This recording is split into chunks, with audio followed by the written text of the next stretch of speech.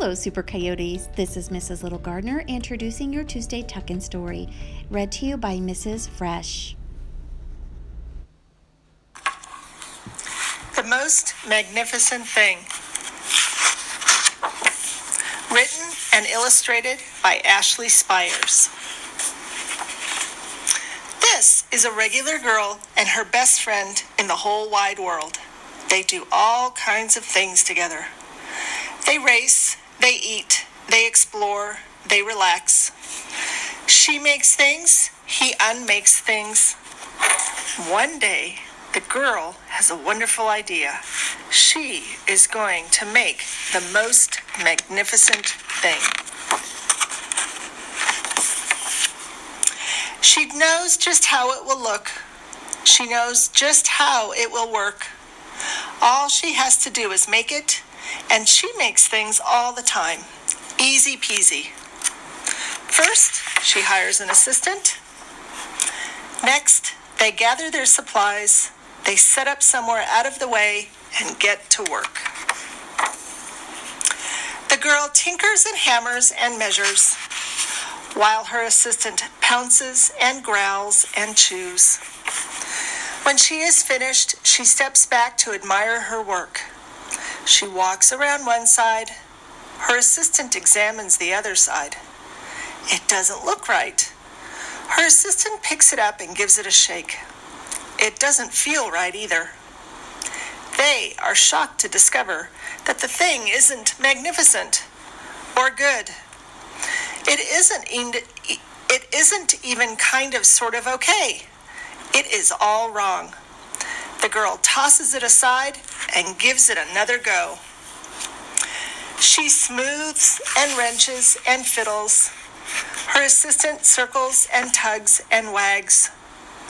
When she is finished, she stands up and takes a long look at it. Her assistant gives a nudge with his paw. The thing is still wrong. She decides to try again. The girl saws and glues and adjusts. She stands and examines and stares. She twists and tweaks and fastens. She fixes and straightens and studies. She tries all different ways to make it better. She makes it square. She makes it round. She gives it legs. She adds antenna. She makes it fuzzy. She makes it long, short, rough, smooth, big, small.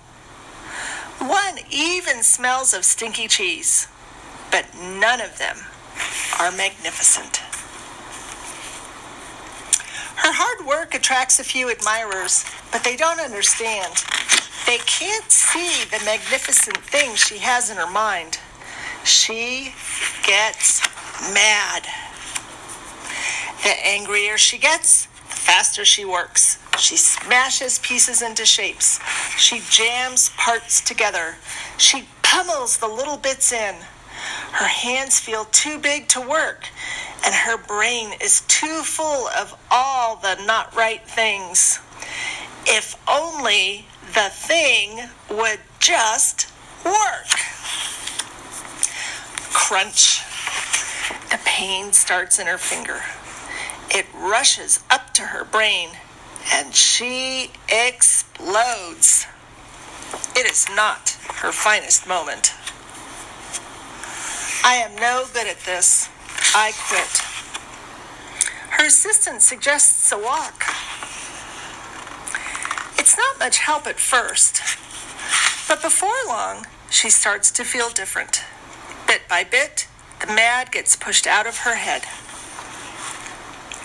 As they stroll along, she comes across the first wrong thing she made.